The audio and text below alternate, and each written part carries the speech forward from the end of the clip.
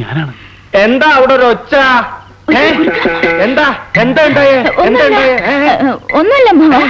ഒരു മിന്നലാട്ടം പോലെ ആരോ എന്നിട്ട് പാഞ്ഞു പോണത് കണ്ടുല്ലോ. ആരുമില്ല ബാബാ, അമ്മോന് തോന്നിയതോ. എന്റെ കുട്ടിയെ, വയസ്സ് ഇത്രേ ആയിട്ടും കാഴ്ചക്ക് യാതൊരു കുഴപ്പമില്ല. സ്വന്തമായിട്ട് ഉണ്ടാക്കി ഉപയോഗിച്ച അഞ്ഞന കുഴമ്പിന്റെ ഗുണാണ് അത്. ആരാ അത്? അയ്യോ, ആരുമില്ല അവിടെ. എങ്ങനെയാ?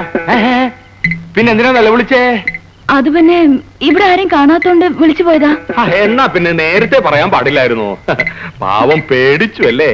പേടിയുണ്ടെങ്കിലേ ഒരു രക്ഷ ജപിച്ച് ഞാൻ കെട്ടിത്തരാം. ഇല്ലെങ്കിൽ ഗുരുക്കളമ്മാമനെ പോലെ ധൈര്യം ഉണ്ടാവണം. എന്റെ അമ്മേ,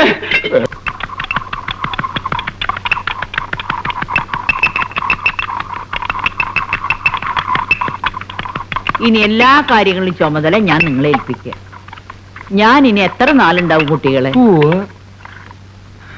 ഇനിയുള്ള കാലം കാശി പോയി ഭജന ഇരിക്കണമെന്ന് എന്റെ ആഗ്രഹം. വേണ്ട മുത്തശ്ശിയെ ഞാൻ എങ്ങോട്ടും വിടില്ല.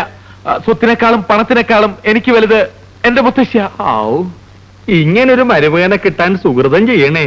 വൈകിട്ടില്ല, ഇനി ചെയ്താലും മതി. കഷായം കൂട്ടാൻ വൈകിട്ടില്ല എന്ന് പറഞ്ഞതായിരുന്നു. ഞാൻ പോയി നോക്കിട്ട് ഓഹോ, കറക്റ്റ് സമയത്താ വന്നത്. മുത്തശ്ശി നല്ല മൂടില്ല. മതി മോളെ. ഇനി അരമണിക്കൂർ കഴിഞ്ഞ് മതി കേട്ടോ. എന്റെ കൂടെ കോളേജ് പഠിച്ചിരുന്ന ആളാ ഉണ്ണികൃഷ്ണൻ. നല്ല വിനയമുള്ള ചെറുപ്പക്കാരനാ. സിറ്റിയിലെ ഒരു കമ്പനിയിൽ ഇന്റർവ്യൂവിന് വന്നതാ. മുത്തശ്ശിയുടെ അനുഗ്രഹം വായിക്കടാ. എന്നെ അനുഗ്രഹിക്കണം മുത്തശ്ശി. തെറ്റുകൾ എന്തെങ്കിലും ചെയ്തിട്ടുണ്ടെങ്കിൽ എന്നോട് പൊറുക്കണം.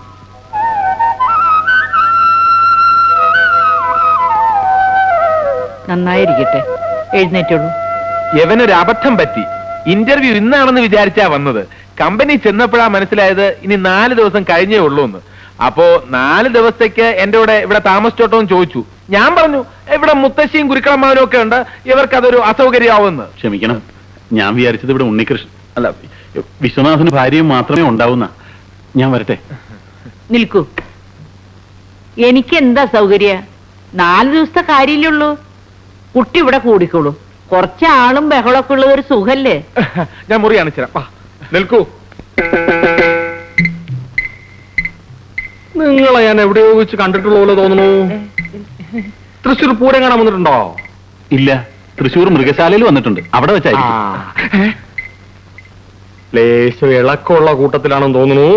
എന്റെ ശരീരം ഇളക്കണ്ടെന്ന് പറഞ്ഞേക്കൂ. സ്വത്തും പണവും ഒന്നും മോഹിച്ചല്ല ഞാൻ ഇന്ദുവിനെ വിവാഹം കഴിച്ചത്. അവൾക്ക് ഇപ്പോഴുള്ളതിനേക്കാൾ കൂടുതൽ സ്വത്ത് എന്റെ കൈകൊണ്ട് സമ്പാദിക്കണമെന്നൊക്കെയായിരുന്നു മോഹം. ഇതിപ്പോ ആ മുത്തശ്ശി ഇംപ്രസ് ചെയ്ത് അവരുടെ കാശ് തട്ടിയെടുക്കാന്നൊക്കെ പറയുമ്പോ എനിക്ക് എന്നോട് തന്നെ പുച്ഛം തോന്നുക.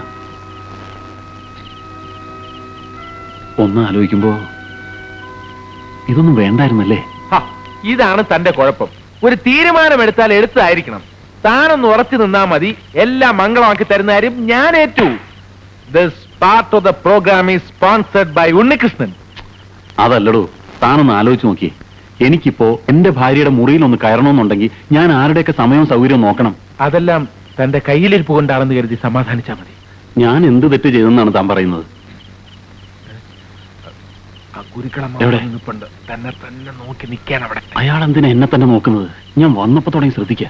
താൻ നോക്കിക്കോ, ഞാനൊരു കളി കളിക്കാം. ഞാനാണ് ദേവരാജനെ കൊന്നതെന്ന് വേറെ ആർക്കും അറിയില്ല. നേരത്തെ സുമിത്രയെ ബലാത്സംഗം ചെയ്തതിന്റെ പേരിൽ ഡേവിഡിനും എന്നോട് ശത്രുതയുണ്ട്. അതുകൊണ്ടാണ് എനിക്ക് ഒളിച്ചു താമസിക്കേണ്ടി വരുന്നത്. പക്ഷേ ഇപ്പോഴത്തെ എന്റെ ഏറ്റവും വലിയ പ്രശ്നം അകാരണമായി എന്നെ സംശയിക്കുന്ന കിളവനാണ്. അയാളെ തട്ടാതെ രക്ഷയില്ല. ഇനി നീ പറ, ഞാൻ ഏത് റോൾ എടുക്കണം? ഇൻസ്പെക്ടറുടെ റോൾ എടുക്കണോ, കുറ്റവാളിയുടെ റോൾ എടുക്കണോ? നാടകം കൊഴിപ്പിക്കണമെങ്കിൽ നീ കുറ്റവാളിയുടെ റോൾ തന്നെ എടുക്കണം. അതാവുമ്പോ നിനക്ക് പ്രത്യേകിച്ച് അഭിനയിക്കേണ്ട കാര്യമില്ല. ഗുരുക്കളമ്മാവ് എപ്പോ വന്നു? അത് പിന്നെ ഇവൻ നാടകക്കാരനാണ്. നിന്റെ നാടകത്തിലെ ഗുരുക്കളമ്മാവിനെ പറ്റിയ വേഷം എന്തെങ്കിലും ഉണ്ടാവൂടാ? വേഷമൊന്നും ഉണ്ടാവൂല. അമ്മാവന് കർത്തം വലിക്കാൻ അറിയാവോ? പെരിപ്പിക്കണ്ട അമ്മാവ, ദേഹം ഇളകും.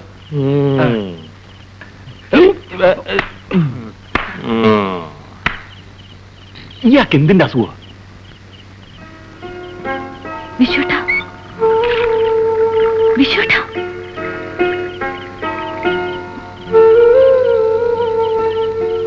നീ വിഷമിക്കാതിരിക്കെ. ഒരു 11 മണി കഴിയുമ്പോ ഞാൻ മുറിയിലേക്ക് വന്നേക്കാം. അയ്യോ, മുത്തശ്ശി എങ്ങാനും കണ്ട? മുത്തശ്ശി കാണാതെ ഞാൻ വന്നോളാം. എനിക്ക് പേടിയാവുന്നു. പേടിക്കാനൊന്നുമില്ല. മുത്തശ്ശിയും ഗുരുക്കളും ഉറങ്ങിക്കഴിഞ്ഞതിന് ശേഷം മാനേജ് ചെയ്തോളാന്ന് ലത ഏറ്റിട്ടുണ്ട്. മാനേജ് ചെയ്തോളാന്ന് ലത ഏറ്റ നിലയ്ക്ക് ഇന്ദു വിശ്വനാഥനോട് പറഞ്ഞ് എനിക്ക് ആ ജോലി ഒന്ന് ശരിയാക്കി തരണം. ഞാൻ പറഞ്ഞു നോക്കാം. ഓ, കുടിക്കാൻ കുറച്ച് ജീരവെള്ളം കിട്ടിയ തരക്കേടില്ല. കടുക്ക വെള്ളമാണ് കുറച്ചും കൂടി നല്ലത്. എന്തുവ